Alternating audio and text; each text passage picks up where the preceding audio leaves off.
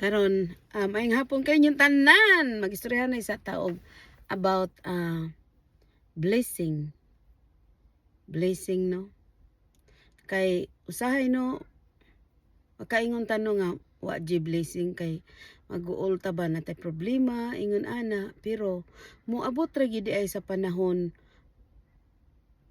time will come ra gyud nga magkaroon ka og blessing.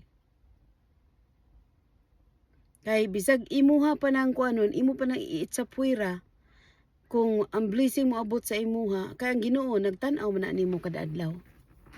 Kabalo man na siya nga nagproblema jud ka. So, moabot ra gina sa imuha, di jud ka kuan jud ka nga sa in another way ba nga pagka nga blessing. So, ang Ginoo magtan-aw gina sa imuha. Maskin pag dili ka mosugot, iya ginang i-push, push haron magkaroon ka talaga ng blessing. Tinuod biya ginang naano kay ngano kami no dako kay mig problema. Di una-huna lang ninyo no wa may problema pero dako kay mig problema bisag kami rang duha. Pero tungod ani nga blessing, salamat kay ko sa Ginoo kay ngano instead nga kini siya bayaran namo siya for 10 years. 10 years gini siya namo nga bayaran unta pero nabayaran ra namo for few months tungod sa blessing nga naabot namo sa among kinabuhi. Mo na giingon, praise God. God knows everything. Whatever we want on our life, and time will come that He will listen to us and He will give us blessing.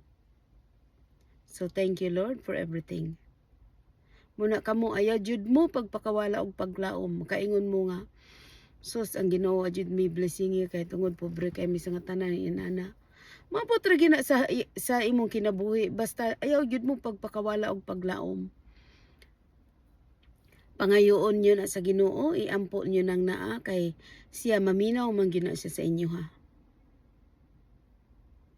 Pareha na mo oh.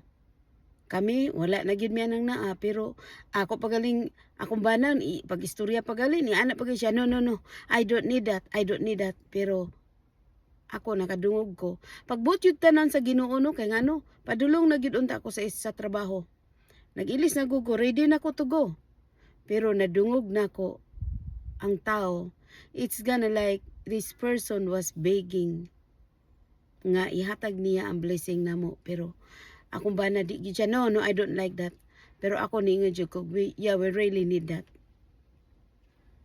So yun tapos nung sinabi ko pa na ito ang gawin ko na ayoko nang magtrabaho ganun sabi pa niya no you don't need to stop, just continue doing your job or working.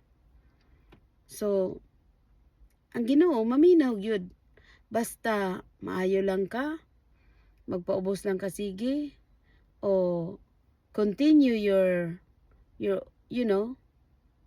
being a good person. That's it.